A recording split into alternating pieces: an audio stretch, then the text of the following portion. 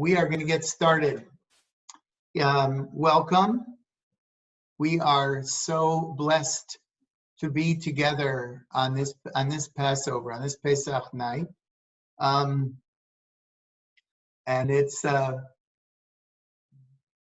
this time when it's so hard to be together, we're grateful for this technology, which is, you can't live with it and you can't live without it.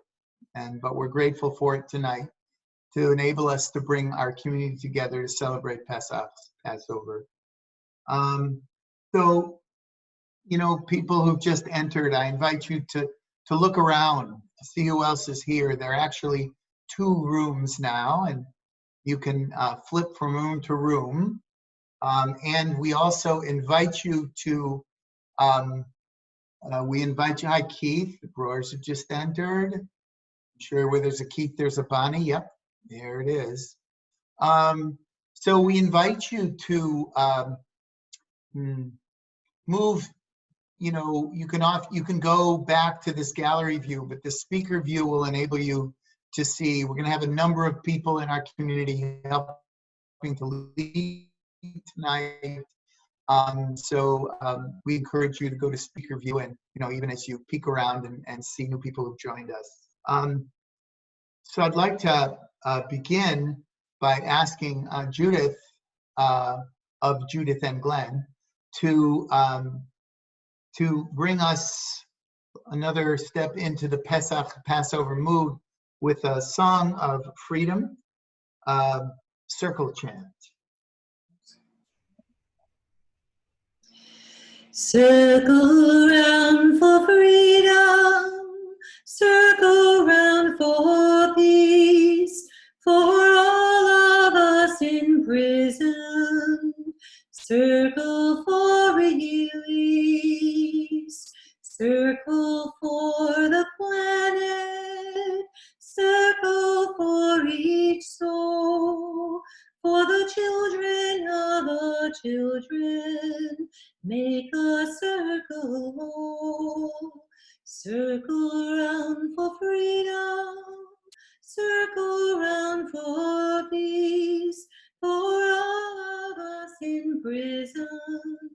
Circle for release, circle for the planet, circle for each soul, for the children of our children. Make a circle. Lovely. Thank you, Judith. I also want to, usually Zoe and I have been leading together, and tonight Zoe's doing double duty and monitoring and helping out because we've been advised to put people in waiting rooms and admit them just to keep us all safe in our celebration. So a couple of logistics before we move further into the Seder. And I've muted everyone, and you cannot unmute. So no one will inadvertently interrupt the Seder. Several people have stepped up and will be helping to lead the Seder tonight, and we'll unmute them when they have an offering to share. Zoom audio, as many of you know who've done this, is very weak. So singing together, unfortunately, doesn't work. It's just complete chaos. So one person will be leading when we sing, and the rest of us can sing along from our homes, even though we'll be muted.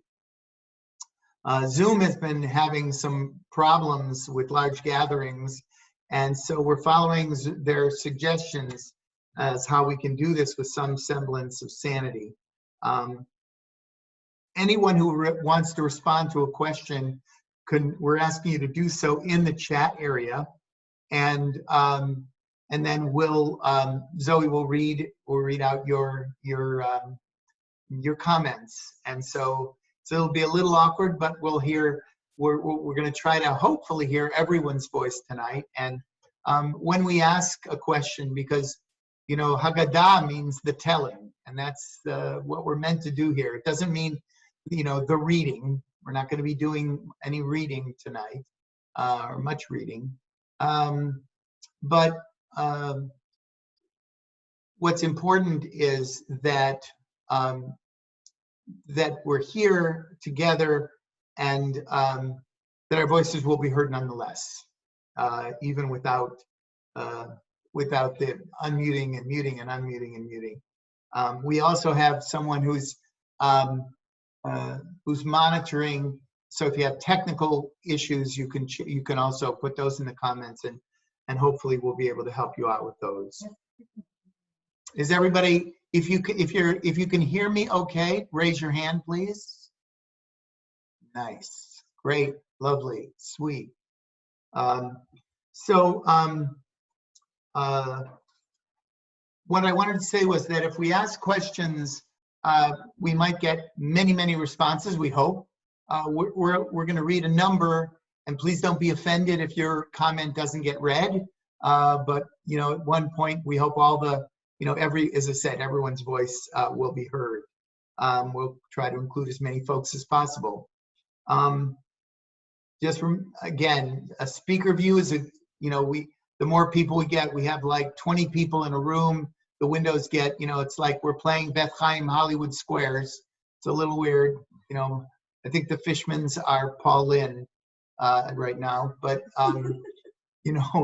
if you switch, you can switch to another room, but the windows get a little tiny. If you want to really take in what whoever's leading is saying, it's easier to switch to speaker view up top in the right-hand corner. So I encourage you to do that, even as you switch back to see who else has joined, and sweet. We hope that everybody got the Haggadah we sent out. We're sure some people probably did not. Judith is holding up their Haggadah. Thank you. It's a bare bones Haggadah that we found that really helps us. Is one of the few Haggadot that is focused on the contemporary moment. So we're going to use that tonight, and we'll use it only as a point of departure. Most of what we'll be doing is sharing back and forth and hearing from members of our community. Obviously, in addition to this being Pesach, this is Shabbat. It's Erev Shabbat. It's so we're going to welcome Shabbat in a little while as we welcome Pesach.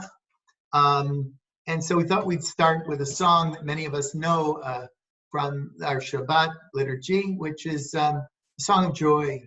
And in this time of challenge, we all need to stay connected to joy in any way that we can. So we'll start with Hallelujah, Hallelujah, a song of joy, a song of wonder. Please join in with us.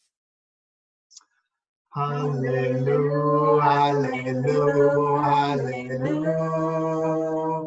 Hallelujah, Hallelujah, Hallelujah. Hallelujah, Hallelujah, Hallelujah. Hallelujah, Hallelujah, Hallelujah. Hallelujah,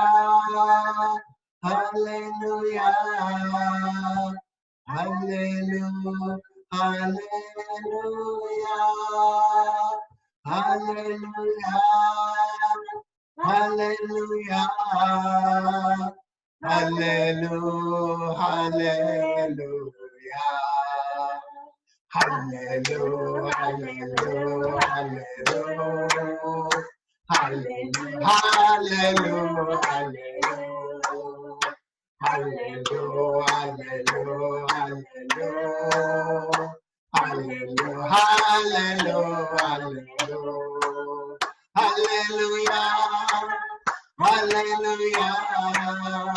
Hallelujah, Hallelujah, Hallelujah, Hallelujah, Hallelujah, Hallelujah.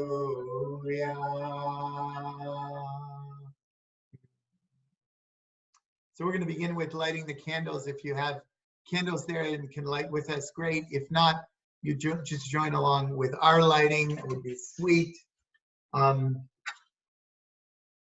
Yeah. So we'll light.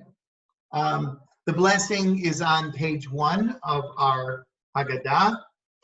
And tonight being Shabbat, we say Lahadlik Ner Shel Shabbat v'Yom Tov.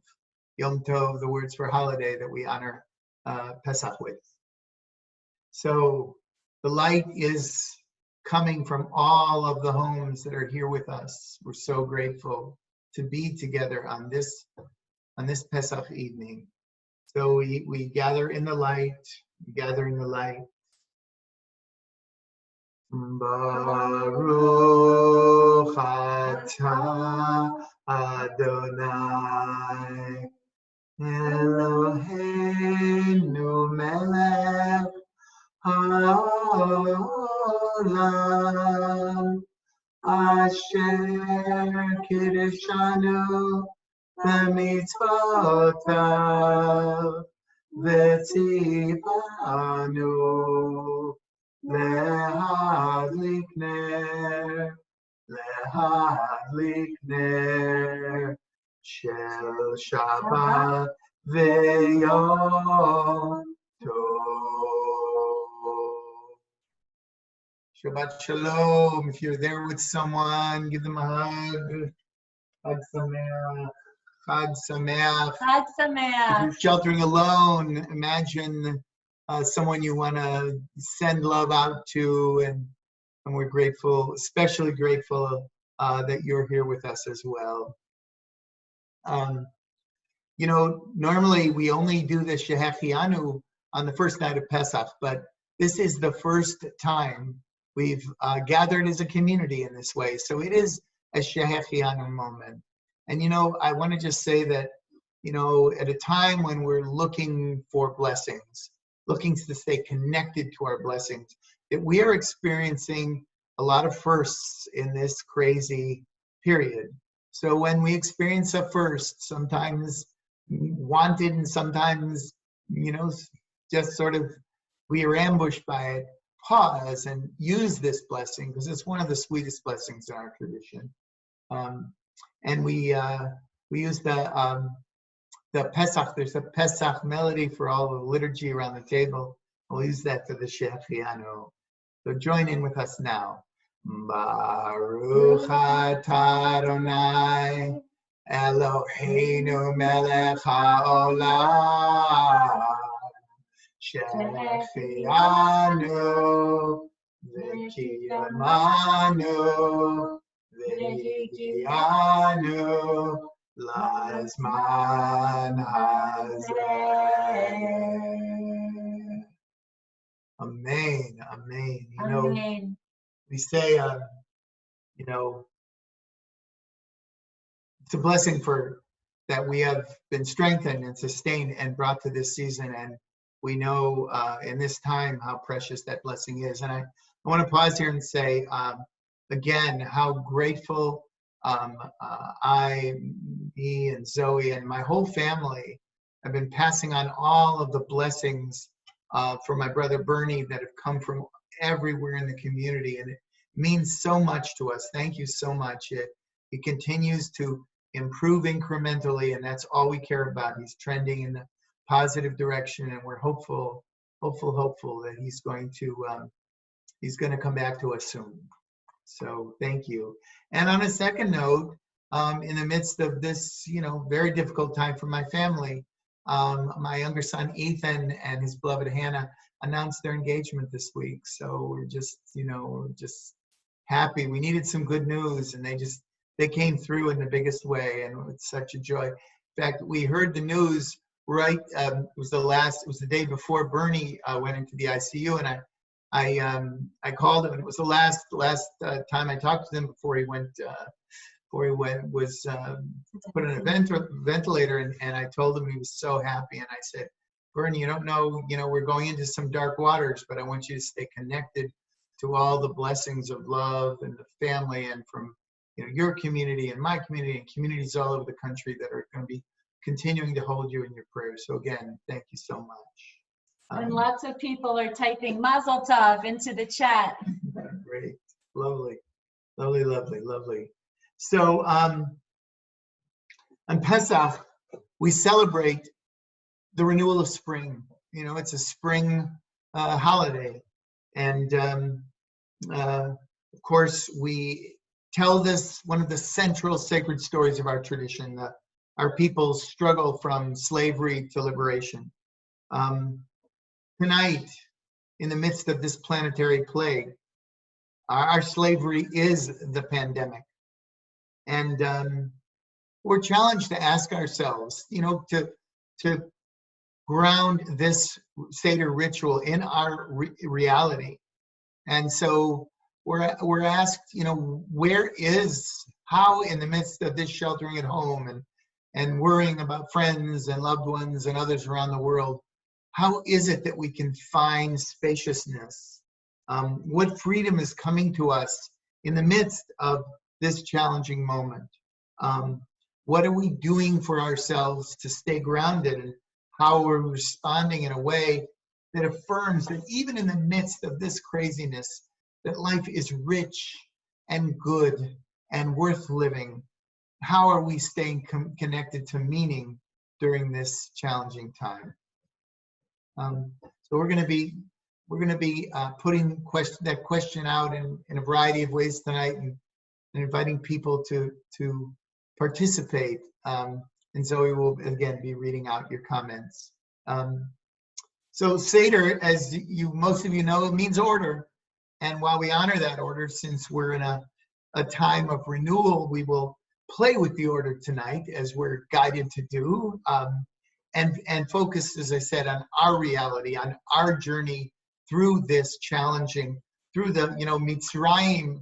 The word for Egypt really means constricted place, and so many are in that, you know, constricted place. All of us, you know, are not, you know, we pass by our neighbors keeping social distance and wave to them and say hello across the way, and we're spending so much time sheltering in our homes, and, you know, but we focus on where we are and how we're moving through this, because it's easy to get lost and think, you know, that this is where we will be. And we all know we're moving through this. We don't know when we're going to get to the safe shore on the other side, but it's coming.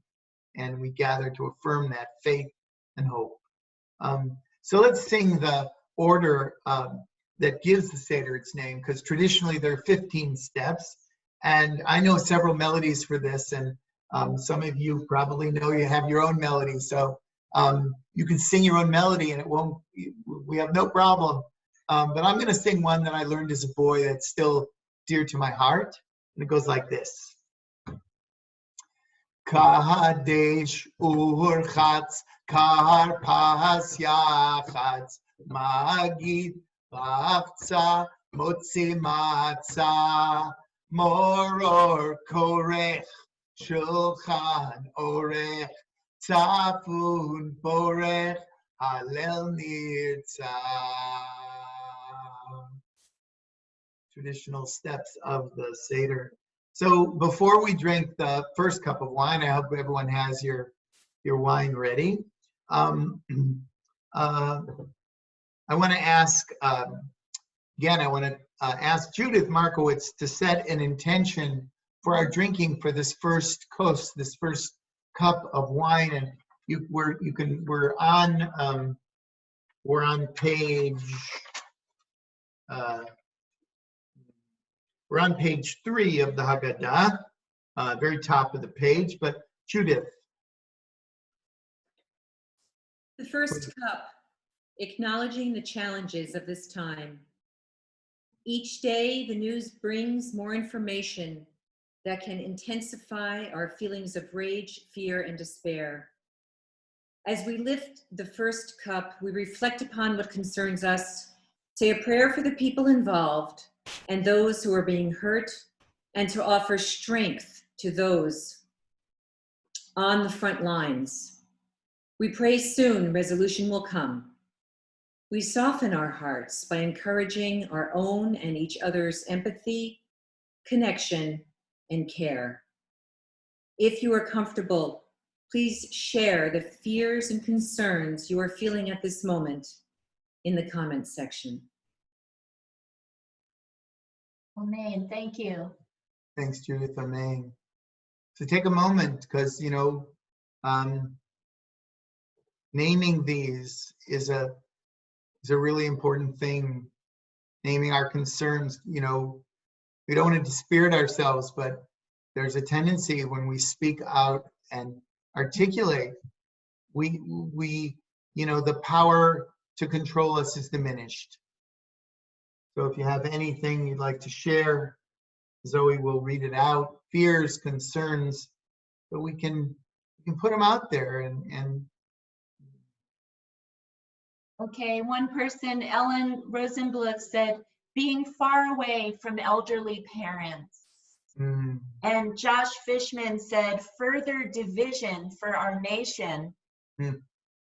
And David Goldblatt says, we fear for the health and well-being of our parents right now. And then Evan Levy says, I am concerned that we're not doing enough to support the folks on the front lines. Laura Ben says, the safety and well-being of our children, especially our daughter, son-in-law, and our new grandchild in the making. Mark Mazer says, we are so blessed. I fear I will lose perspective during this difficult time. And Nadine Rosenzweig says, not seeing my children except on Zoom, which is great, and the rest of the family. Deborah Wexler says, fear that my friends and family who are immunocompromised will become ill. Also, lack of leadership. And Marcy says, hoping parents in Los Angeles are staying as careful as they need to be to stay healthy. And Ogie Strogat says, how will people in the gig economy come through this pandemic to be able to take care of themselves and their families? So we're going to pause there. I'm sure there are many more concerns, but thank you for articulating those, sharing those, and may we find in the support of our loved ones and this community the ability to walk through this time with as much integrity as we can. Amen. The next moment in our Seder is Do we get to drink then? oh, sorry, Judith. Were you gonna lead us? Judith, we're gonna unmute Judith and let her lead us in the. Thank you, Zoe.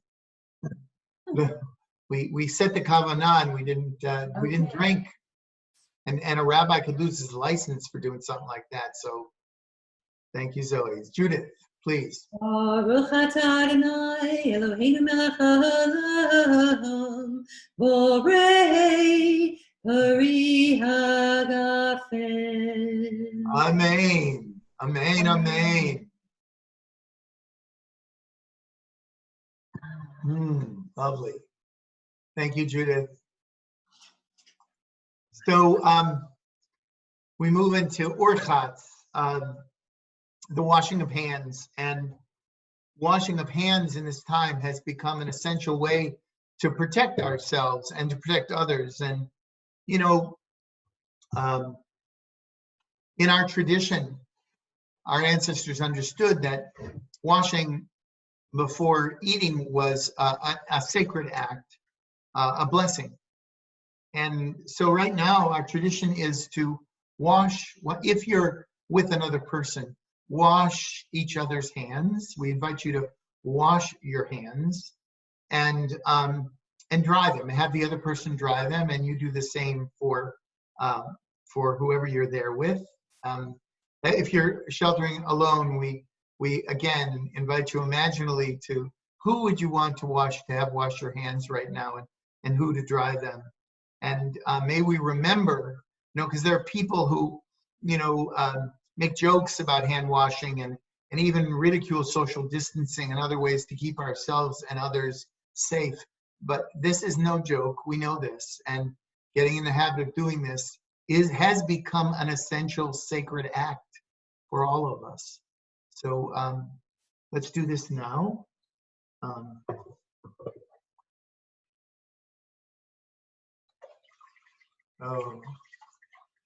good. Thank you.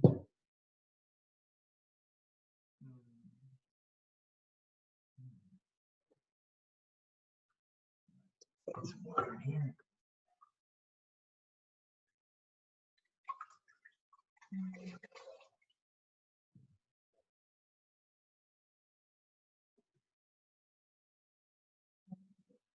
Welcome.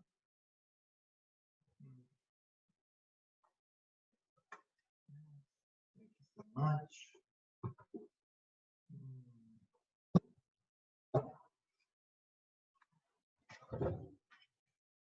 And because this act now has so much importance for us, that we're going to in the Haggadah of the Bay Area Jewish Healing Center, they added on page 5, if you have the Haggadah with you, they added a song of protection, a song of healing from our tradition that acknowledges that there are powers around us. We call them angels, but we think of them as divine emanations, energies that flowing around us that we often don't pay much attention to. And in this time of pandemic, we need to tune in to those energies, you know. And so, you know, in our tradition, the angel Michael, the energy of love and compassion is at our right, and Gabriel, the energy of courage and strength is on our left, and Uriel, the light, the source of light in time of darkness, points the way, and Raphael, the healing presence, has our backs, and all of these energies emanate from Shekhinah, from the Godhead, from the divine. So if you know the song, the words are here. If you know it, please sing along. Zoe and I will lead. Ready? B'Shem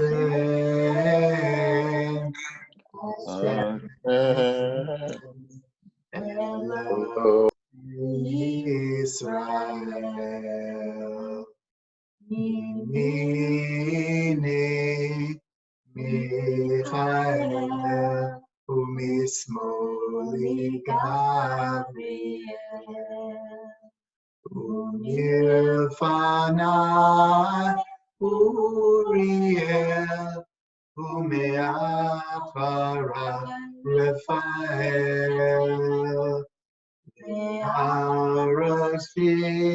Be'aroshi Shechinatel. In the name of God, God of Israel. On my right, Michael, and on my left, Gabriel. In front of me is Uriel, and behind me, Raphael. And all around, surrounding me, Shekhinah.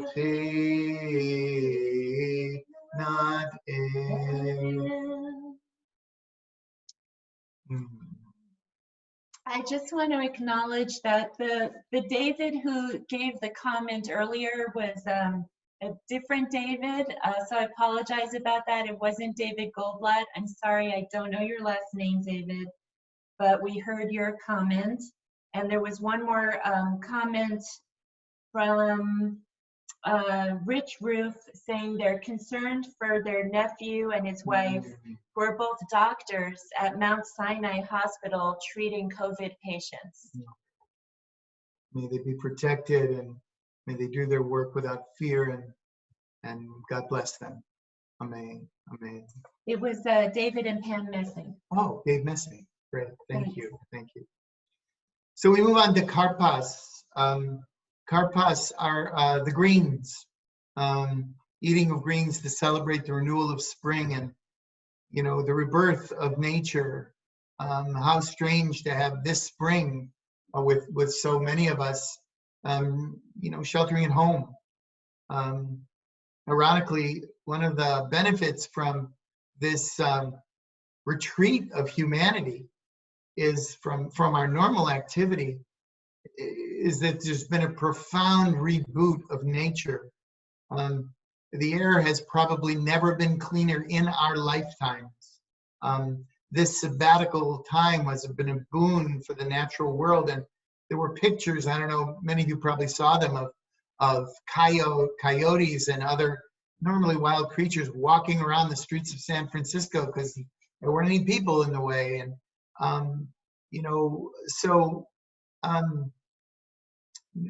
as we go out, and I hope all of us are getting out every day to walk, nature, I know Zoe and I last night, we went for a walk and we were just so stunned by things we've walked by many, many times, but we're feeling and hearing and experiencing so much more keenly and with so much more open-heartedness because we were spent most of the day, inside. So, question as we prepare to eat the karpas, what, if anything, is being renewed? What is the truth of renewal in our lives right now in this time? Think for a moment. This isn't an obvious and easy answer, but what are we feeling is being renewed? Because we're challenged to stay connected to our blessings. And if you can just put your responses in chat, we'll read them and celebrate together. So this eating of the karpas has meaning and is connected to the real in our lives. Renewal, what is being renewed this time? So Dave and Pam Messing say a sense of community with friends and family. Amen. And OG Strogat says the importance of finding fresh ways to connect with each other. And Rich Roof says relationships.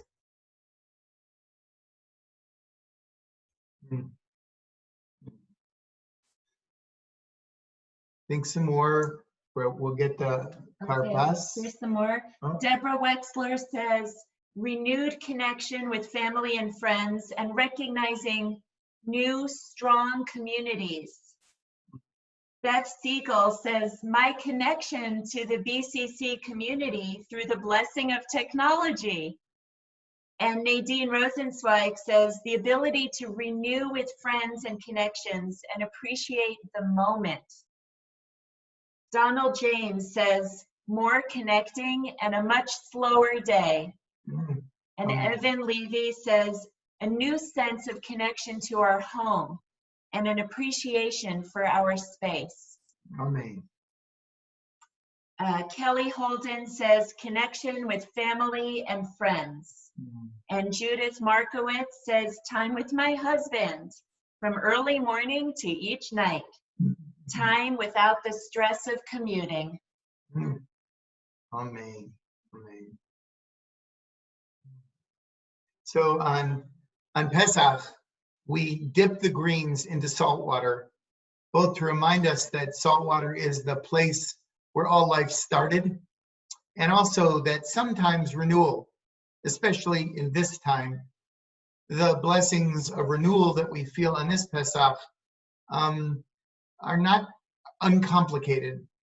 We know that birthing and rebirthing can be a messy process and can bring us to tears. So we hold all of it, the complexity of it, the paradox of renewal happening in this difficult time. So we take our karpas, we're using parsley. We're using droopy parsley. Yes. Dipping it into the salt water. And the blessing for karpas is on page 6. It's a Borei Pri Hadama. We thank God for creating the fruit of the earth. I'll sing the blessing. Please join me at home. Yes. And so we sing, Baruch atah Adonai, Eloheinu melech haolam, Borei Pri Hadama.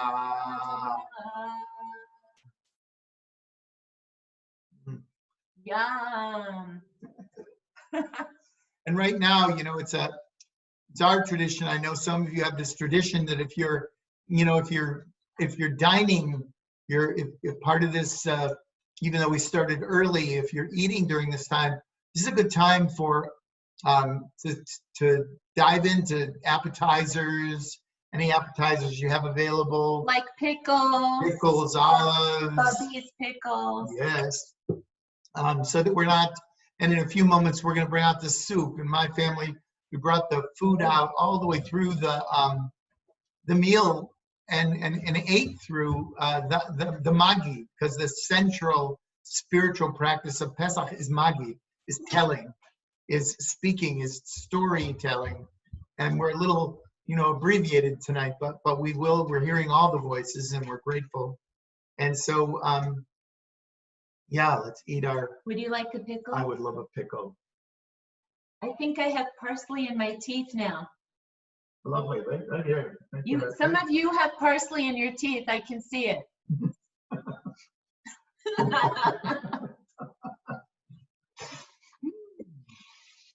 So it's time for Yachatz. And if you're following along, Yachatz is, it's on page 7. And we have a really cool Pesach matzah holder that holds all 3 matzahs. And so we reach into the middle space of the matzah holder, and we pull out the middle matzah.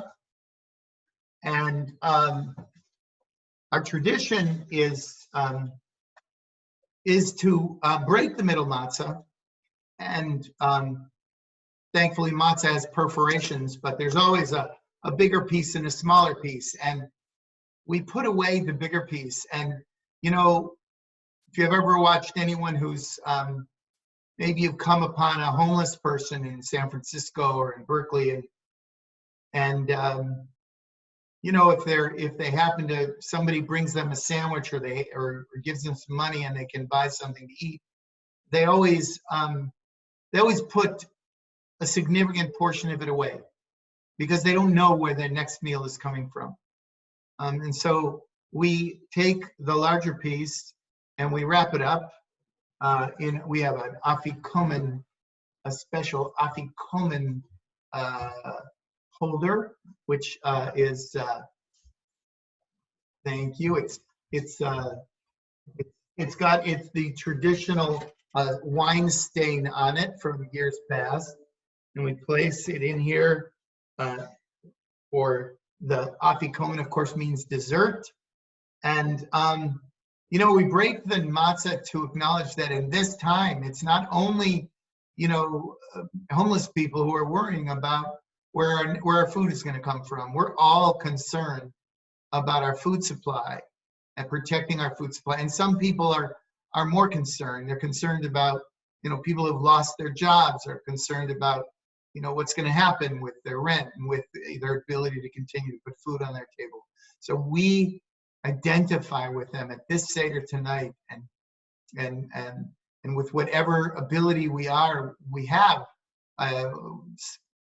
promise to stand with them as our government makes whatever its decisions it's going to make with regard to big issues around for so many small business owners and people who you know, who day work and who are struggling so hard right now. So let us name right now what is heartbreaking for us during this time of pandemic. I mean, we've talked about our fears, but what is heartbreaking for us? If you know, we need to air that as well. We need to name that so that we can move to healing. If we don't acknowledge our heartbreak, it's a difficult moment. And I want to say that, you know, part of my heartbreak right now is, you know, many of you know, Ralph Blyer died this past Sunday, and it's heartbreaking that you know, that we can't have gather as a community. We will have a virtual shiva on Sunday night for him, for he and his family, but they're blessed. The Blatters are blessed to have so much family here, and the children and grandchildren have gathered. We did a shiva just a couple of days ago, and it was did hours of storytelling about this remarkable mensch, and may his memory be a blessing. But it's painful that we can't gather together, and it's so painful not to be able to hug and hold the people who are in so need of comfort at this time. So may we find creative ways to provide that comfort. Amen. Amen. Amen. Again, if you prepared soup, bring out the soup. Continue to nourish yourselves. Pesach is not about starving and not about no punitive part of this. I have a question. Yes. Jen. If I hide the afikomen, will you cover your eyes for a second so you won't see where it is? Okay. Okay, you can look now. All right. You're off somewhere, hiding the afikomen. Okay. I hope she's coming back. Yeah. Okay. Great. Thank you. So before we move on to is Jeff right? Is Jeff joining us? Yes, he's Good. here. Good. Before we move on to the 4 questions, the question that is on so many minds of people of faith around the world is, where is God in this crisis? And Jeff Reitzes, who is on our board and chair of our education committee, will read a lovely poem by Israel's most famous poet, Yehuda Amichai, about the mystery that is God. Jeff?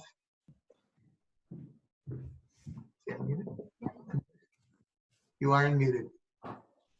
Oh, hi. I'm up. Can you hear me? Yes.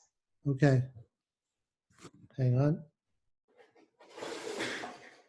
I want a God who is like a window I can open, so I'll see the sky even when I'm inside. I want a God who is like a door that opens out, not in. But God is like a revolving door, which turns on its hinges, in and out, whirling and turning, without a beginning, without an end. Amen. Amen. Thank you, Jeff. So I think are the Trinovskis here? I don't see them. Okay.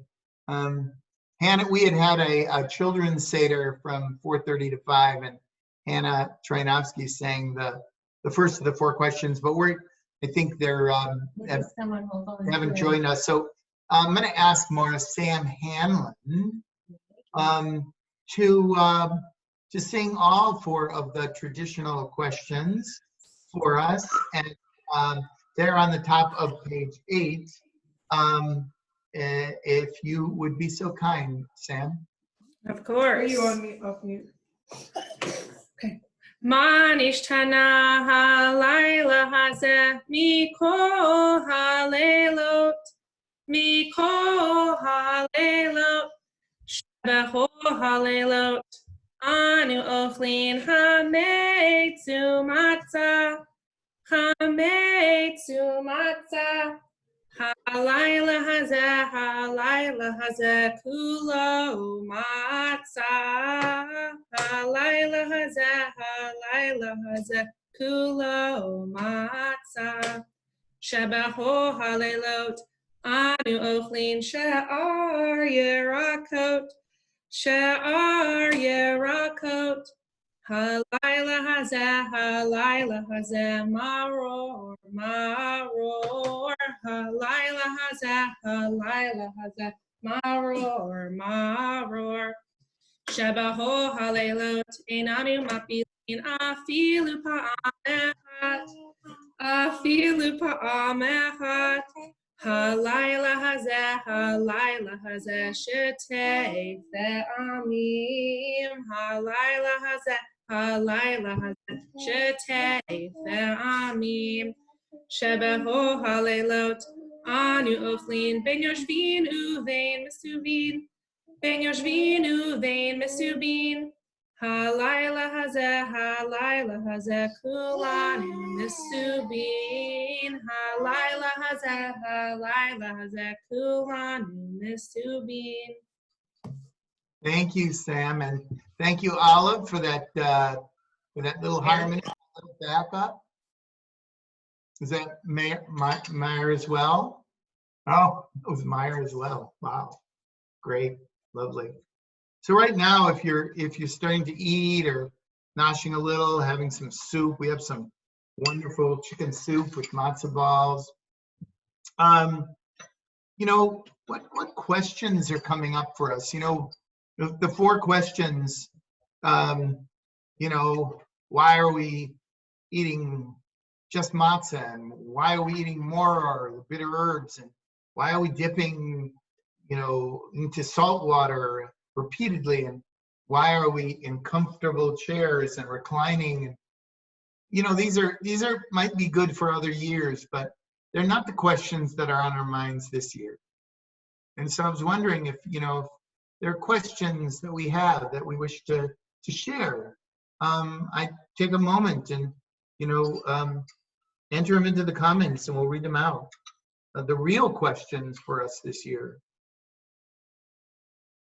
What are we wrestling with?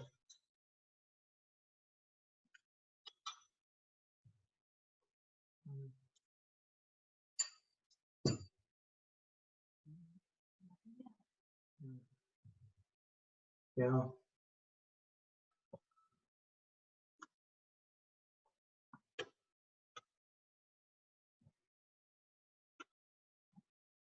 Beyond the obvious questions of when will this end?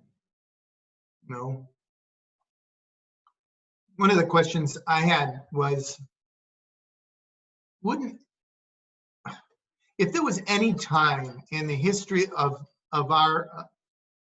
this country where the left and the right could come together, you know, where polarization could end in the interest of serving our national, you know, our people, wouldn't this be the time? Wouldn't it be amazing if politicians could, on the left and the right, could overcome their own interests of staying in power and work together and stand together and get over the nonsensical, you know, adversarial positions that have so gridlocked our government and our country, you know. So Tanya James said, what will the new normal be like? And when will that be? And Dave Messing says, what will our new normal be after we come out of this public health crisis? So I think a lot of people are wondering that. I remember Dr. Fauci recently said, will we ever shake hands again? Yeah. Dr. Fauci, by the way, who many of you have seen and, you know, was a real leader during the AIDS crisis in the early 80s, in 83, 84, and spearheaded so many of the effective responses to AIDS that took a long time in coming, but he was instrumental. And Zoe's father, Ethan, was a pioneer in that whole work, and as a close personal friend of Dr. Fauci, and he's been talking with him, and so we've been privy to sort of listening in on some of those conversations, which has been really, I mean, he's such a mensch, and he's doing such difficult work, you know, at a time when so many people are struggling to, you know, in the public health sector, you know, at the CDC and others are struggling with leadership that won't always tell us the truth, and no one wants to upset people in power, but they're trying to save people's lives, and so it's a struggle. There's a comment from Andy Ben. He says, will it really be possible to reconnect in a social way? I think we're all wondering the same thing.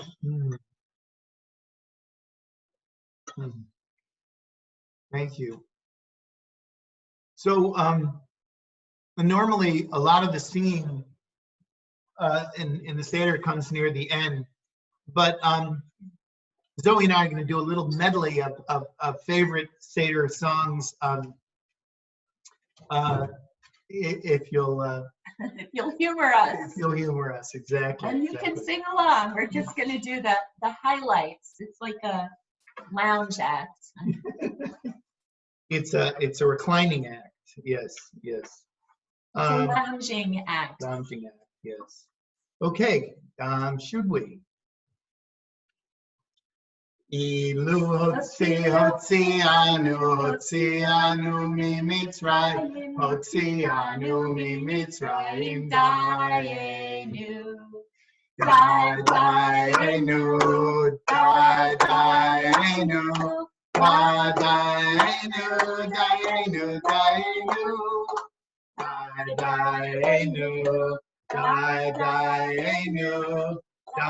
dayenu, dayenu, dayenu, echad ani yodea, echad ani yodea, echad Eloheinu, Eloheinu, Eloheinu, Eloheinu, Eloheinu, sheva shamayim uba'aretz. Chad Gadya, Chad Gadya. Panaba, Yitresuse, Chad Gadya, Chad Gadya. Avadim hayinu, hayinu.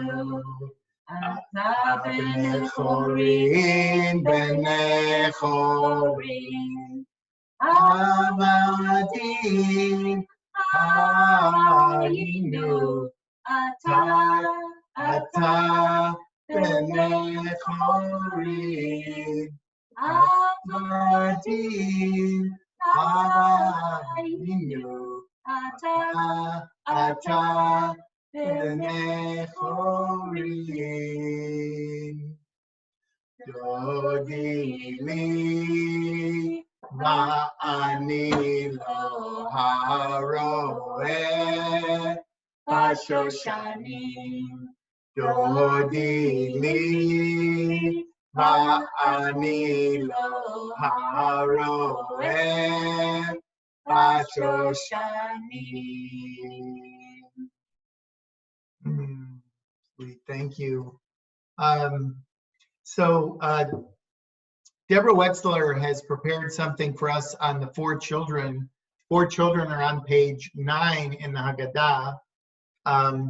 And I'd like to ask Deborah to share with us some of her thoughts about this this powerful moment in the Pesach Seder. Oh, can you hear me?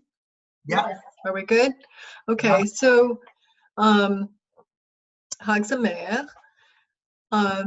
So we thought that we might use this well-known Passover metaphor to acknowledge that each of the four children and the emotions and responses that they represent in a traditional Seder are part of all of us at different times. We can cycle through all these emotions, especially at a trying time as now. So we thought that we could look at each child and examine whether you can find or have found some inner wisdom related to the description that might accompany that child. So for each child, as I describe it, Zoe will look at the comments, if you want to share a comment, where you have observed some opportunity for growth or some examples of positive responses or some other way of handling the emotions that might arise. So we'll start with the wise child. So the wise child could be summarized as someone seeking ways, or we are seeking ways to understand, to develop explanations for what's going on. So do we have any responses to share along those lines? What insights have come to us in this challenging time?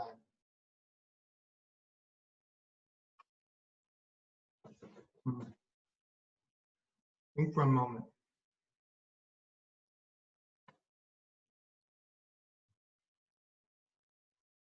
What wisdom are we gleaning from this?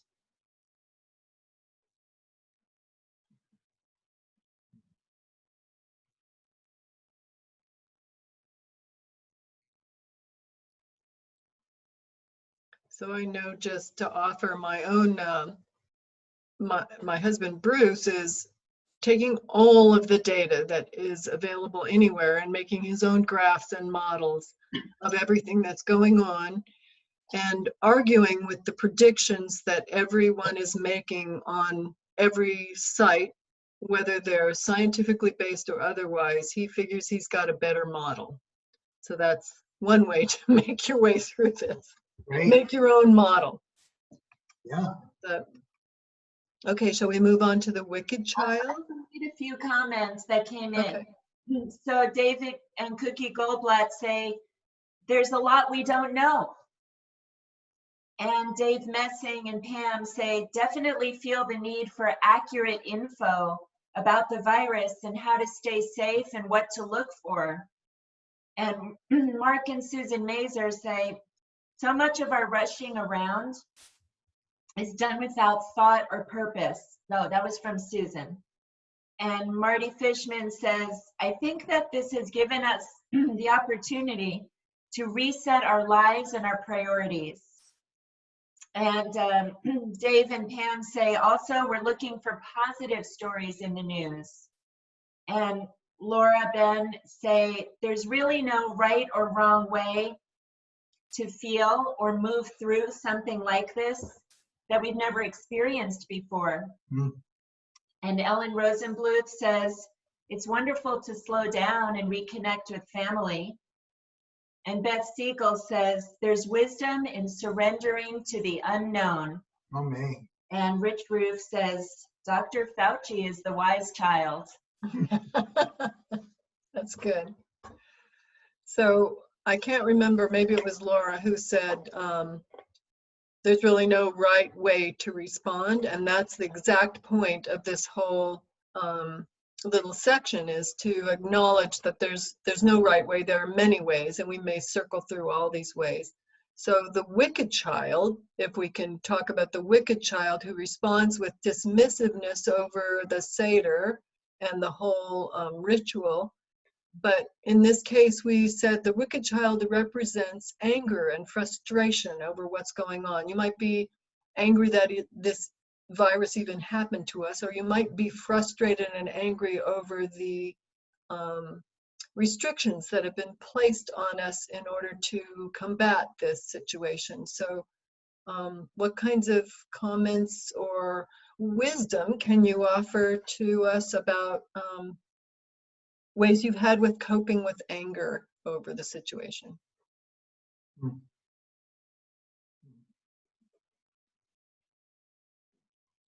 I have my way of coping. Please start. Get us started, Deborah. What's that? Please get us started. Just moving through my anger at what's going on is taking a deep breath and recognizing that even the people who I trusted to lead us through this are struggling with a response to something that is completely unknown. And as I get frustrated with my own relatives or anyone who's protesting how we're handling it, it helps me to remind myself that we've never confronted this before and no one knows how to respond. So we just all have to take a deep breath and step backwards and say, everyone has an idea. Let's listen. Let's listen really carefully to everyone's idea and step away from the angry response. Roberta Gabriel sent in wine. I've got that, Roberta.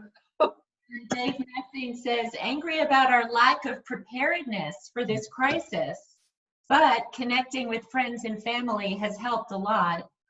And Nadine Rosenzweig says, when I panic or get upset, I walk and stop.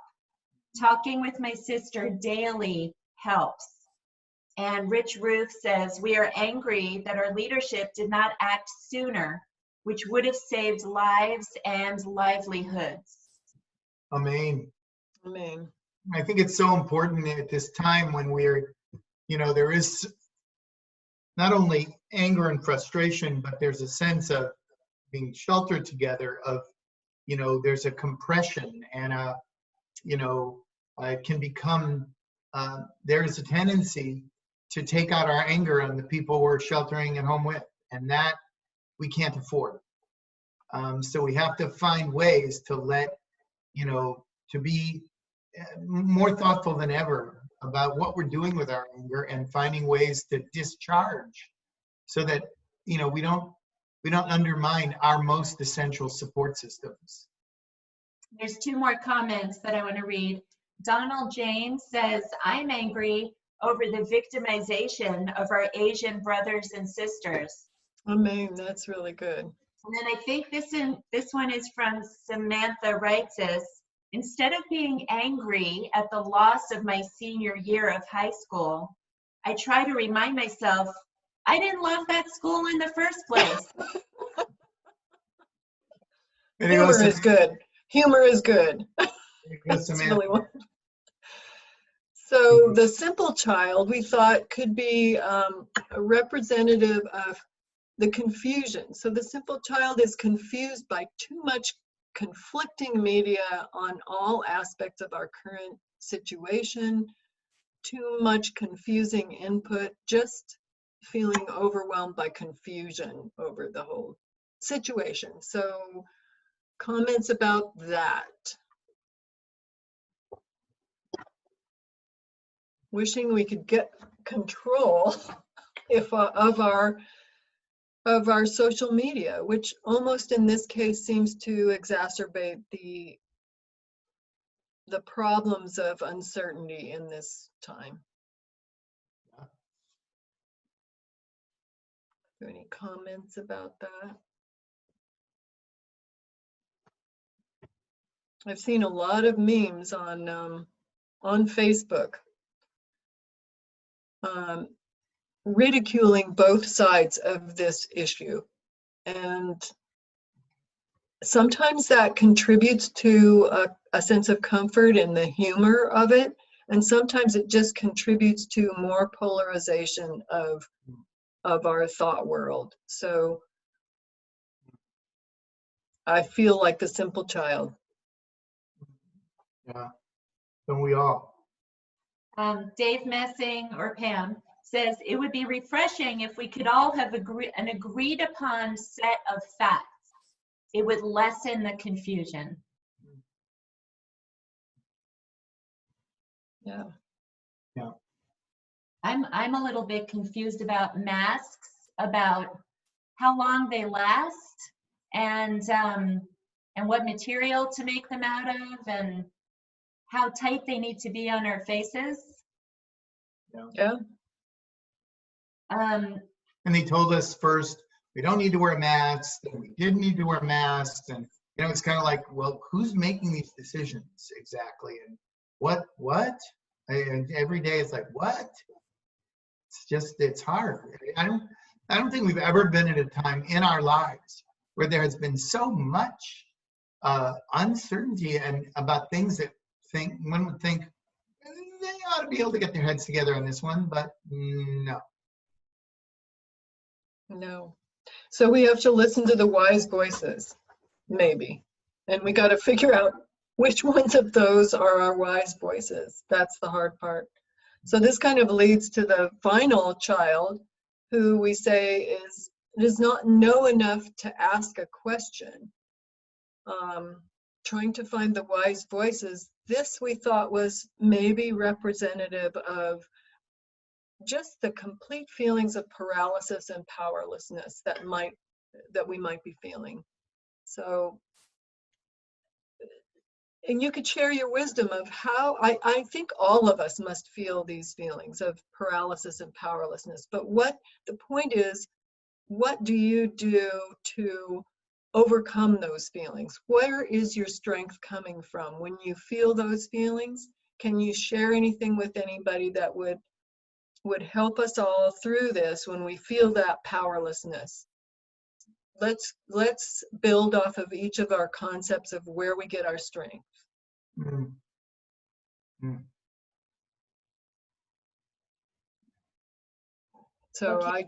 I'll start by saying I went on a bike ride and going out we're so blessed to have our lovely parks near us, and out Finley Road up into the regional parks and Mount Diablo.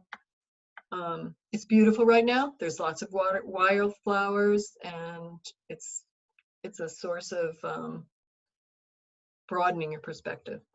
So what are the comments? Okay, so let's see. David and Cookie Goldblatt say, we look to do kindnesses to others. That's helpful. And Judith Markowitz says, connecting to friends and family near and far, talking to people I haven't spoken to in years on the phone. And Pam Messing says, control what you can, exercise, taking care of ourselves, looking out for loved ones, and be still in the not knowing. And Donald or Tanya James says, exercise, look at the blue sky, and going to work for essential businesses. And Eugene says, strength comes from within. And Rich Roof says, unfortunately, some of our leaders don't understand science or math, so sometimes we put the news on mute. Yes. And mute is good. Jeff Reitzes says, when I feel powerless and scared, I try to tune out of the noise and concentrate on what I need to do for myself and my family to keep us safe. And Judith Markowitz added, sincerely thanking our essential workers. And Nadine Rosenzweig said, I listened earlier today to the San Ramon Mayor's breakfast and had hope listening to the local leaders. And Rich Ruth says, we also go on long walks together every day. Amen. Amen. There's also a comment here from Mark Garretts saying that when you're making your own mask, you should use 100% cotton, like a high quality sheet or quilt, and 2 layers of fabric. Thank you, Mark. But thank you, Deborah. Thank you, Deborah, for facilitating that meaningful grapple with the 4 children. Thank you so much. So now it's the traditional time in our Seder to recite the 10 plagues. Kind of ironic, isn't it? Who wouldn't trade what we've got for some frogs or maybe some, I don't know, some hail, good hailstorm. But we've got what we've got. It is our tradition to dip our fingers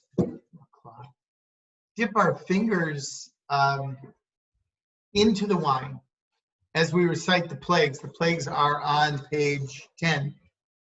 To remind us that when anyone suffers, even our adversaries, we are diminished. This is a deep Jewish concept that we don't take pleasure in anyone's suffering, and we try not to blame others to make our suffering appear to be less than it actually is. So the plagues are Dam, Blood, Fardea, frogs, Kinim, lice, Arov, hail, Bever, cattle disease, Chin, boils, Barad, that's hail, Arbe, not sure. Oh, there's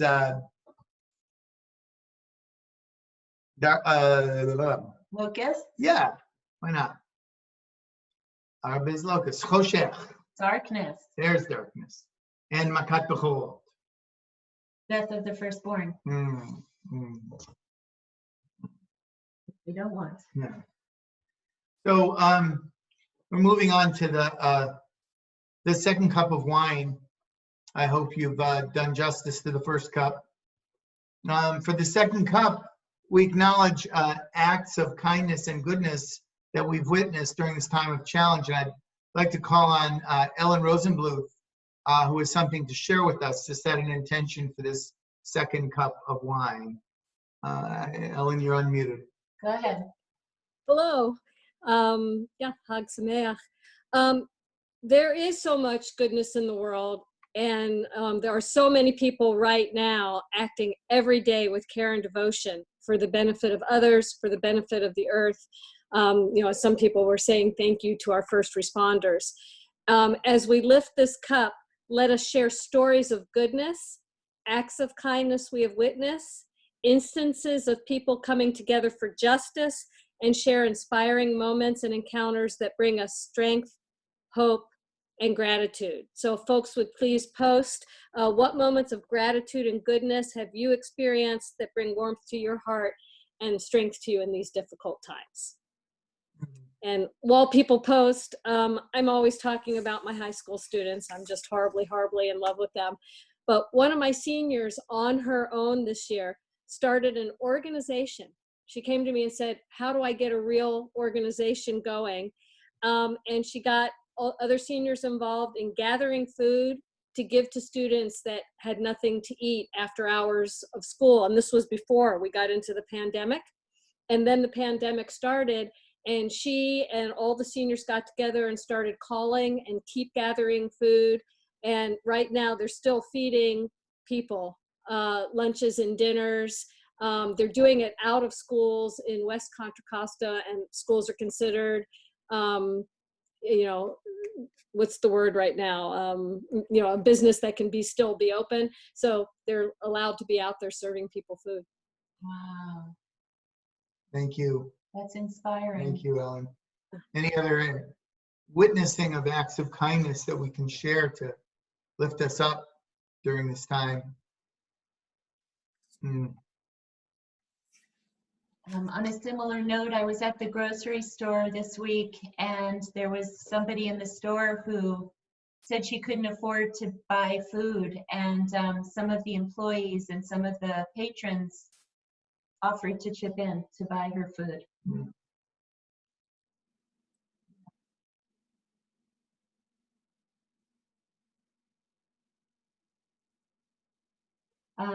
Deborah Wexler writes, kids leaving messages with sidewalk chalk and painted stones with inspirational messages.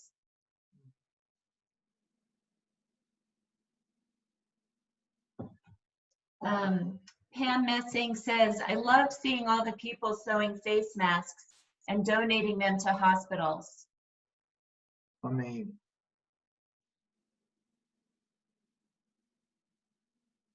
I think it's an act of incredible goodness. We have so many essential caregivers in our community, and people who go to work and put themselves in harm's way to care for the rest of us. I mean, that's amazing, and we're so grateful. And what an act of how much goodness does it take? One of the things that the only other experience our country has had similar to this is the Spanish flu epidemic in 1918. And, there's very little that was written about it. It hasn't been really taken into our popular culture. There isn't much literature written about it. There were films, because it was not a proud time for our country. We didn't have there wasn't social media, and we couldn't stay connected, and people acted badly. It was a lot of ugliness. And so it's kind of a public shame. And I think this is a chance to heal some of that by, I know that, we don't know how long this is going to last, and we hope people aren't moved to unnecessary desperation, but I've seen so many people doing for others, caring for others, at the risk of their own health. And what an amazing gift and act of courage and goodness. Here's some more acts of kindness. Nadine Rosenzweig writes, local restaurants are donating meals to healthcare workers. And Laura Ben says, seeing younger doctors cover shifts for older doctors who are at higher risk. And O.G. Strogat says, the sprouting and strengthening of mutual aid networks locally and across the country to connect volunteers with those in need. And Jeff Reitzes says, Samantha sewed face masks for everyone at the Lafayette Pete's Coffee where she works. And Rich Roof says, after recovering from COVID themselves, my nephew and his wife, both doctors, have returned to Mount Sinai to care for more COVID patients. And Marcy says, friends and family offering to arrange groceries and meals for others who cannot go out due to being in a high-risk group, due to their health or their age. Wow.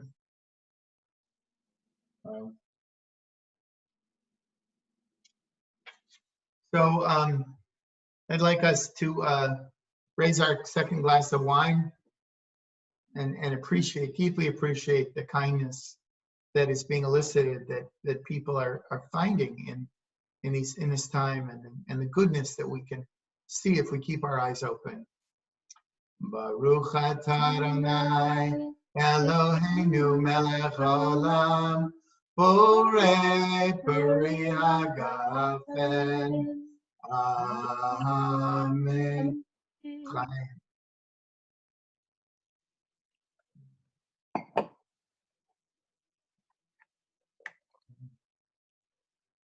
So we're moving through, and we get to page 14 in our Haggadah, where we break the uppermost of the 3 matzot and prepare to eat. And we've been eating, so to continue eating. But there's a great Jewish teacher of the 2nd century, Rabban Gamliel, who said, the question was asked, well, what do you have to do to fulfill the mitzvah of making a Seder? And he said, very simple, he said, Pesach, matzah, and more. And so, we come now to that place. And, one has to appreciate that, the original Pesach Seder, the one that's in the Haggadah, happened at a time of great turmoil for the Jewish people. There was so much going on. There was, the Second Temple had been destroyed in 70 of the Common Era at the end of the 1st century, and there was, the Jewish people were struggling mightily, and so, the whole discussion in the Haggadah of the rabbis who were together, and they're up all night. They're planning a rebellion against Rome. It's a revolutionary. The original Seder was an act of political revolution against the oppressive Roman regime, which is why, the students come and say, rabbis, it's time for the Kriyat Shema, for the morning Shema, which means the Romans are coming. Let's break this up because we don't want to get caught. This conspiracy could be, could end, could be very, very dangerous to be, to be caught doing this. And there was also the beginning of a Jewish sect, which was considered completely in the Jewish realm. It was, they were the early Jewish Christians. And many people think that Christianity began with Jesus, we believe was, in the early part of the 1st century. But the truth is, Christianity didn't become a separate religion until the 4th century, till the Council of Nicaea in 340 something, 342, I think. And but when we hold up the matzah and we say, halachma anya, this is the bread of poverty. There are many scholars who believe that what they were saying was, this is not the body of Christ. Because this, at that last Seder, at the Last Supper, which was a Seder, there was this transformation of ritual for the new Jewish Christians, and some of the other, the Jewish mainstream was going, no, this is matzah. This is matzah. It's halachma anya. So we come out of so many of us have spent our whole lives doing Sedarim, doing a Passover Seder in our, luxury and our comfort. And this might be the first Seder we've experienced that's really closer than any other Seder to the original time of Seder. So may we, like our ancestors, discern a way to move through this and stay, and in our tradition, find comfort, find blessings, and find a way of connecting, staying connected to one another. Amen. Amen. So let's we sing the motzi, and we don't eat the matzah right away, but if you have matzah and we sing the motzi. Baruch atah Adonai Eloheinu melech haolam hamotzi lechem min haaretz. Amen. But before we eat, we have a special blessing over the matzah, which you can find on page 14. It's Baruch atah Adonai Eloheinu melech haolam asher kitshanu mitzvotav v'tzivanu al achilat matzah. With all of its grit and with all of its challenge, we eat the matzah as a connection. We actually, first we eat the matzah, take a bite of the matzah. And then we move to moror. And again, so often we think about moror and we think about bitterness in our lives. And I've heard people talk about bitterness, and we're moving through it. But we're eating a lot more than just on Pesach these days. So we say this blessing over the morors, that may the bitterness, any bitterness we experience at this moment, be less bitter because we share it with people we love and care about, and that we have the gift of community to lessen this difficulty in this time of challenge.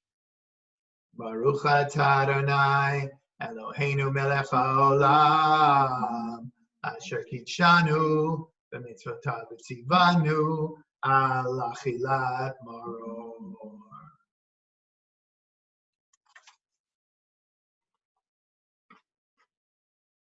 After the matzah and the moror, our tradition is to honor the sage, the great sage from the 1st century before the Common Era, Rabbi Hillel, who created a tradition.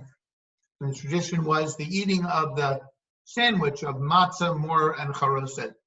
That we shouldn't just leave ourselves with the taste of the bitterness of the moror, that we should add some sweetness of the charoset to remind ourselves that the challenge of any time of struggle is to maintain perspective, is to try to find balance in a time of great disequilibrium. So there is no blessing for this. We simply spread some sweet charoset. This is my sister-in-law Cookie's recipe, Egyptian Sephardic charoset that is to die for.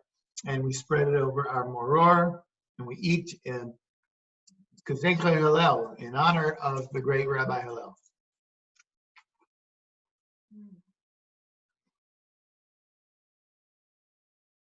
So, yes. I want to add something that, in terms of acts of kindness, we got a late comment from Eugene. He says there's an act of kindness for the whole world. The Jerusalem Post stated that some Israeli scientists have a vaccine that could be available within 90 days. So let's hope. Ken Yehi Ratzon. Ken Yehi Ratzon. Amen. So some of us are still eating, but we move to the, at this time, we want to offer a prayer for those who are ill, all of our loved ones, people we've heard about, and so many caregivers. Like us to offer a prayer for all those who can, again, continue to put their lives on the line to take care of the sick and the infirm, and all those who need care at this time. We offer this Misha Berach for them. Misha Berach Avoteinu Mekor HaBracha Lavoteinu. May the source of strength bless the one before us. Help us find the courage. Make our lives a blessing. And let us say, Amen. Misha Berach Imoteinu Mekor HaBracha Lavoteinu. Bless those in need of healing with refuah shlema, the renewal of body, the renewal of spirit, and let us say, Amen. Amen. So we're ready for the third cup of wine, and I'd like to invite Mark Mazer and Susan Talon Mazer to set the intention. If you need to refill your cup, please do so. Mark and Susan? Okay. Are we unmuted? You are. We lift the third cup of wine and remember those who are no longer with us. We remember those with whom we shared Seder meals. We remember family and friends whom we love and whose memory we cherish, and those who have made a difference in our lives and in the world. May their lights continue to shine through us, and may the words of our mouths, the love of our hearts, and the work of our hands honor their memory. Through the power of memory and with love in our hearts, who would you like to bring into our Seder? Please enter your responses in the chat area. And we're hoping that, everyone, I want to just stop and say this. I hope all of us have people through the power of memory we'd like to invite into this room. So we're not going to read all of the names. I'd just like all of us to hold these folks in our hearts right now and remember our power to stay connected to them. And as important as it is to stay connected to the people, our loved ones who are with us, and our friends and family and community, this is a time to really cherish the memory of the people who we love dearly, who have died, and draw strength from our shared loving moments, caring moments with these. So I invite you to hold these folks in your hearts. Intone quietly their names. Feel their presence. We carry them in our hearts. And we drink to them. Zichronam livracha, may their memories forever be a blessing in our lives. Amen. Amen.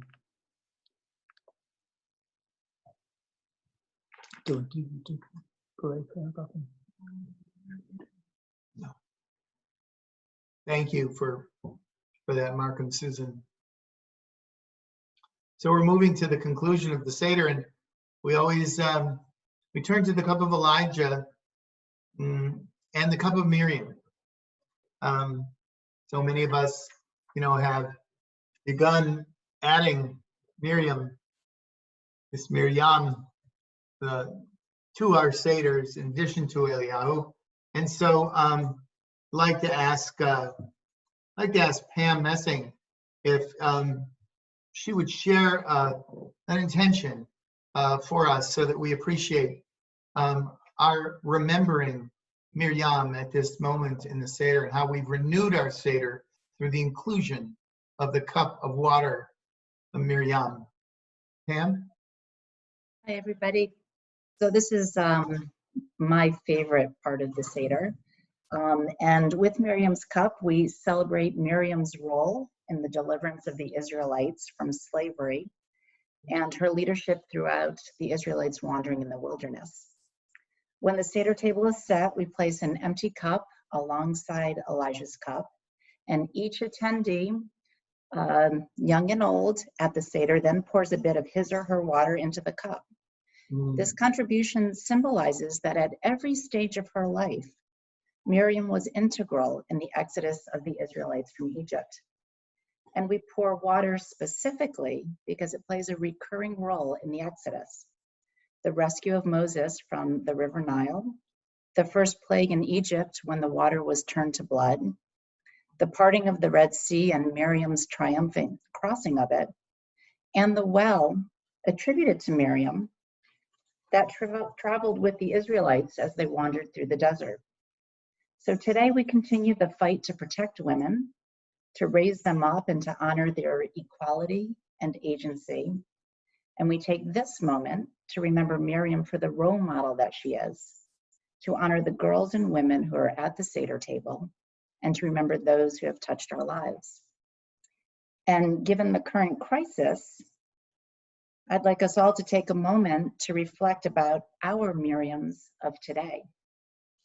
Perhaps you'd like to share with us a woman in your life, or maybe just someone you don't know personally, but someone who has been a spiritual oasis for you in this time of adversity, who has given you the confidence and the hope that we will make it to the other side. Amen. Take a moment. You could jot down in the comment section. And I just want to say that, as people are reflecting, I want to really honor Evan and Stacy Levy, who have become deeply involved in the work of Shalom Bayit and have represented our community with so much honor. Shalom Bayit is the amazing local organization. It's in its, I think, 27th year. It's a pioneering organization in this country, in the world, Jewish organization to protect, defend, and educate against domestic violence and provide amazing programs. All of our kids who came through the Beth Chaim Religious School had the opportunity to do a program in the 7th grade called Love Does Not Have to Hurt. And it's an amazing program that teaches our teens about, especially our girls, about how to take care of themselves and how to say no and how to stand up to pressure, and teaches our boys too, of course. And Evan and Stacy have just really been the work of Shalom Bayit has been a great inspiration, and I want to honor that. Because imagine if you're a person who is going through domestic violence and you have to be sheltered with your perpetrator. I mean, what a horror. And Shalom Bayit is doing really amazingly creative things now to try to provide shelter in this most difficult time for women, mostly women who are in need. So thank you, Evan and Stacy. And here's some people wrote in about women that inspire them. Yes. Laura Ben said Judith Ben Hurley. And Deborah Wexler said, my daughters inspire me. And Rich and Debbie Roof said, our daughter, who is a journalist, and alerted us early on to COVID and has kept us up to date with the most accurate information. And Deborah Wexler said, my 97-year-old aunt, Mary Ellen. Mm.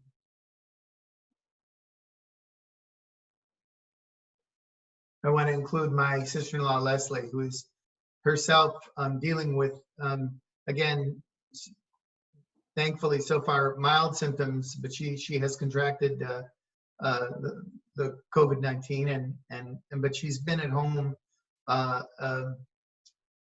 quarantined alone and not been able to go and be with my brother during this challenging time. And we've tried to support her every day. But she has been just an inspiration to all of us. Her strength and her courage and her soulfulness during this challenging time. Amen. And Michelle Ferber said, Ruth Bader Ginsburg, keep on planking. And Nadine Rosenzweig says, my daughter, who is a content editor, working with small businesses to stay afloat and make connections. And Deborah Wexler said, Kathy Blyer is amazing and has always been an inspiration to me. Amen. Amen. Yes. So, Eliyahu Hanavi, we always bring Eliyahu, we open the door, we fill the cup in his honor. We close the Seder with a song of hope for a time soon, may it be soon, when we'll be able to gather together again in person to declare celebrate our simchas and hold each other during life's normal challenges. Eliyahu Hanavi is on page 18. It's the very end of the Seder if you need the text. And we sing this together. We raise Eliyahu's cup. Eliyahu Hanavi, Eliyahu Hatishbi, Eliyahu, Eliyahu, Eliyahu Hagiladi, Bimheran ve'amenu, Yavo Eleinu, Imashiach ben David, Imashiach ben David. So I wanted to thank all of you who volunteered to help make this Seder special under very, very challenging circumstances. I especially want to thank Mary Jo Smith, who did so much work on the technology and trying to get this to work right, and has been helping respond to technological problems through the Seder. So thank you, Mary Jo, and all the folks who helped us do this communal Seder. And I especially want to thank my partner Zoe for all of her amazing support, and working with her has been such a joy. And we're gonna unmute everyone right now, so you can all. It'll be. Thank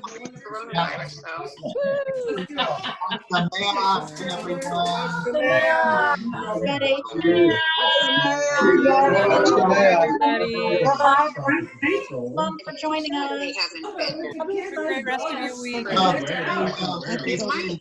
I think a lot of things you don't want a lot of everybody. Hi Trish, hi Bob. Hi. Good to see you. Oh, I know. Passover to you. Selling the boxes. is when they come. Yeah, I've been I see you. outside and then I Lysol them. And even when I go somewhere, before I sit down, I Lysol. And I've been Lysoling everywhere. And holding. I mean, what are you gonna do? It's like, Now this is a Seder. I know everybody. Yeah, so that's my upstairs vacuum, and then down here I have the Dyson. I don't like the Dyson. Well, you can only do what you can do. Like I said, I think we've all been And then I have that little one that I use for this. Thank you. Thanks, everybody. Thank you. Thank you, Rabbi. Jerusalem or in Vandal. Rabbi and Joey. Thank you, Rabbi. Thank you. Thank you, Deborah. Thank you, everybody. Thank you. Be safe, everybody. Keep fighting hard for our lives. Amen. Stay safe. Thank you. Be safe and stay sane. Hi, everyone. And I Hagsamea. made broccoli and carrots tonight, and they're all gone. There was a lot of vegetables. I didn't make asparagus because I know you don't like it. Now it's a Seder. I'm proud of that. What? You don't like asparagus? Okay. I don't want to sign off yet. No one wants to be the first to sign off. Hi, Bye. Hi, Beth. It's hello. Hello, everyone. Bonnie. Spring holiday when it's happy. Okay, what's for tomorrow night? Hold up the light. Saturday? Hold up the, I'm going to put this over here, okay? Come in. So I think we should decide. Can somebody hold up the You can candle? drive. Come on, come on. Yeah, see, look. We're gonna go on a hike tomorrow afternoon, this night or Sunday, Can you doesn't see matter. it? Is that Drive to candle? a place that we can all walk with the dogs. Right? Brian? Watch where you're stepping. That's Scott Heller? If you're driving, we don't care where you go. Sure, all these places are open. Sunday's Easter. Right. Okay, well, you have your nice Easter with your family. We'll do our thing, right, Steve? We'll go walk. We can just go down to the Iron Horse. That's fine, we're open. We have nothing going on. What did Judith I just have to grade a bunch of papers. I can do that anytime. Yeah. Speaker view. Yeah. I don't think she ever. No. So I'm gonna get up and clean this up, load it up, and then we're gonna play mahjong. All right, most people are done. So Beth wins from the farthest away. What? Who wins farthest away? I think I might be the farthest away. Passover area, Hagsamea. Thank you, Rabbi Dan and Zoe. Yeah, thank you. Rabbi Dan and Zoe. Beth, we were going to come to Alaska and we're not coming now. We're sad. I know, I'm so sad. We'll do it next year. Next year. Next year in Anchorage. Next year in Fairbanks. Next year in Fairbanks. We'll work it out. Yeah, you know, it'll be fine. We'll still be here. Yeah. Everybody will be good next year. 2021. How's your courtesy clerk? What's a courtesy clerk? I love all these voices. It makes me so happy. It's been so many days. Do you know what the lady at Whole Foods told me? That's true. I said, you know what? I'll bag myself. Well, these days are over because now they don't let you bring in your own bag. So I said, I like bagging. She said, you like bagging? Oh, Love you guys. Oh, love you all. All right, bye-bye. Bye, everybody. That would be good. Bye. All right, I'm going to call. Leave meeting. Why didn't you like it though? Right. Violet doing. Violet's doing great. Great. Thank you, Rabbi Dan. Thank you, Zoe. Yes, thank you so much. Thank you, that was wonderful. Sure. Give Violet a hug. Forgot. We will. We will. We'll tell her you said hi and give a hug. Please do. Please do. We miss coming into your office. Got the one page. All right. Bye-bye. Bye. Bye, Ellen. Oh, bye. I'm calling Kelly Holden because her picture wasn't up there, so I just want to have more time with her. Hi. I'm good. How are you? Everybody can hear you now. We were unmuted. Okay, we're going to draw this to a close. Shabbat Shalom. Chag Sameach. Bye-bye.